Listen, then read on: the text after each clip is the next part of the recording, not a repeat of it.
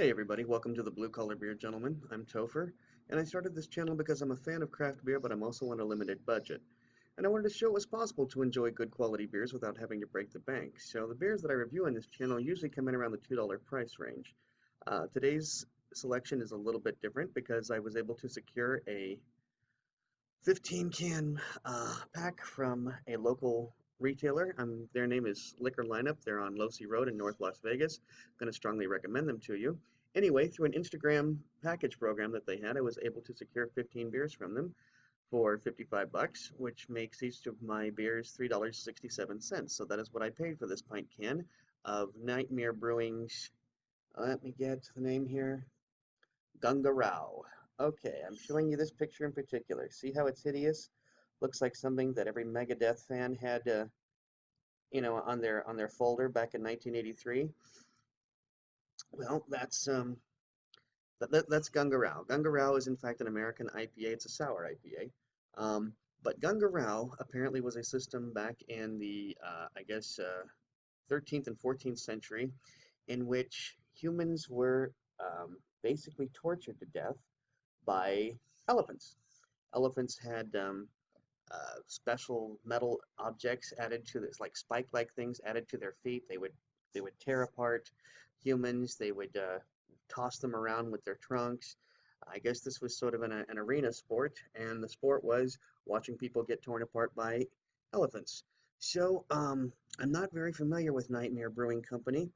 They're out of, let's see, where are they out of? Out of somewhere in New York. Give me just one second here. Sorry about that. Um, Farmingdale. They're out of Farmingdale, New York. And yet I think what's mentioned on here is uh, let's see. I think it says something about I thought it says something about Massachusetts. Maybe I'm wrong. But it has an 8.3 ABV. Typically, American IPAs come in between 7.5 and 8. I'm sorry, 5.5 and 7.5 for a typical American IPA. So at 8.3, it's almost in double IPA territory, but not quite. They haven't labeled it as such. It is described as a sour IPA sourced on pineapple with coconut, Moroccan mint, use Sabro, Rohatu, and Kashmir hops. So, yeah, I'm not very familiar with this brewery, not very familiar with their beers. I don't think it's a particularly old beer, and the reason for that is one Beer Advocate has no listing of it whatsoever.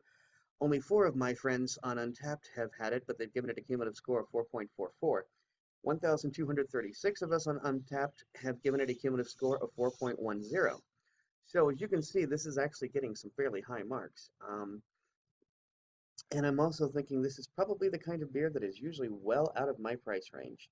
I think the frequency of being able to purchase this beer for $3.67 is pretty slim.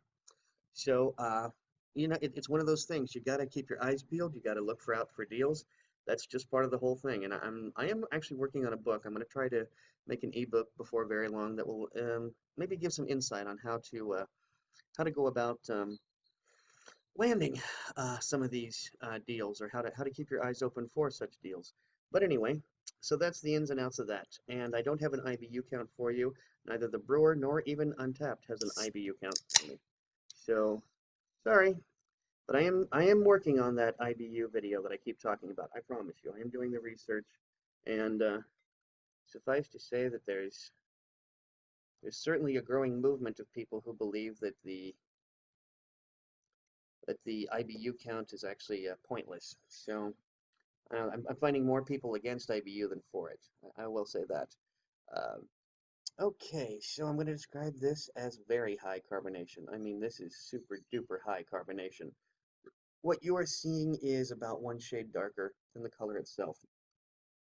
It's closer to a true golden yellow as opposed to what you have there is like almost a mustard yellow in that darkness.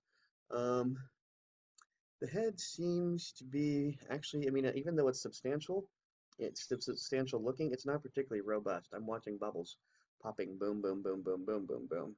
Gonna give this a quick beard wipe, see what I encounter. I did smell the pineapple, smelled some hops. It's got hints of stuff. I am gonna go ahead and stick my schnoz in here and see what else I can encounter. Oh, I smell the pineapple. I smell, what else is this supposed to have? Coconut, Moroccan mint. I pick up the coconut too. There's a very pina colada smell to it. Actually, it smells like a sour pina colada. And I am thinking maybe I'm getting just a hint of that Moroccan mint. Anyway, so I'm kind of excited to try this out. I'm going to go ahead and drink. Cheers.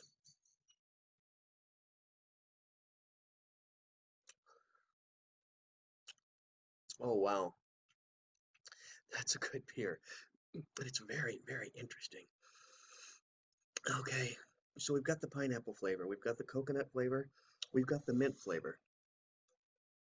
Somehow, each flavor is individualized, and yet it's creating a gestalt flavor at the same time. Even though it's pineapple and coconut, and it is sour. Don't get me, it is a sour IPA. It's not it's not pina colada. As I said, it kind of smelled almost pina colada, but it doesn't taste pina colada at all. You can taste the pineapple, you can taste the coconut, but it doesn't have the pina colada flavor to it. It is tart. It is vibrant. I'm seeing why this beer got such high marks. It deserves it. This is a really, really good beer. Um, whether you're into the atrocities that are going to be each one of their beers. I went to their website. They've got all kinds of horrible stuff, and by that I mean atrocities of man committing, against man against man. One of their beers is called matricide, which, if you are unaware, is the act of killing one's mother. So, I mean, just horrible, horrible images. Uh, but hey, listened to some weird stuff back in my day too, and I still do. So I'm certainly not faulting anybody for it. But if that's your scene, then definitely you're going to want to go check out some of the artwork and find out some of the stories. If you're into that, if you're into the whole history of human atrocities, it's definitely a website you should check out. Nightmare Brewing, but this is a great beer. This is not a nightmare beer at all. And what I'm really liking is that it's like the mint is almost tempering down everything. The hoppiness, the tartness, the pineapple. It's melding with the coconut to make it even more coconutty. I can't. I don't think I can say enough good things about this beer. Honestly, this is the kind of beer. I'm going to put it to you this way. I don't give a damn what this beer costs.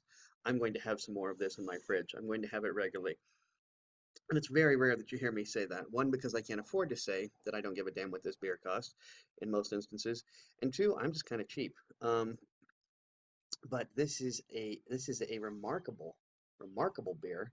Uh, I'm trying to decide whether the beer itself deserves a 5.0. You know what? I think it does. I really do. I think this is a 5.0 beer. It's not very often that that happens, but it used to be my favorite beer was River of Ash from Holy Mountain Brewing, and it still is one of my favorites, but I think this may have to tie it. This is an amazing beer. I gotta have more of this, and I gotta have more beers from Nightmare Brewing. So definitely check out this beer. One more time, I'm going to give you the name. It is Gunga Rao, and that is the first word. It's two words. Gunga is the first one, very simple. Rao is the second one. Gunga Rao. Check it out by all means. Definitely grab a can of this beer. Definitely. Well, guys, if you like this video, please be sure to like, comment, and subscribe. And until next time, drink good beer and don't break the bank doing it. Cheers.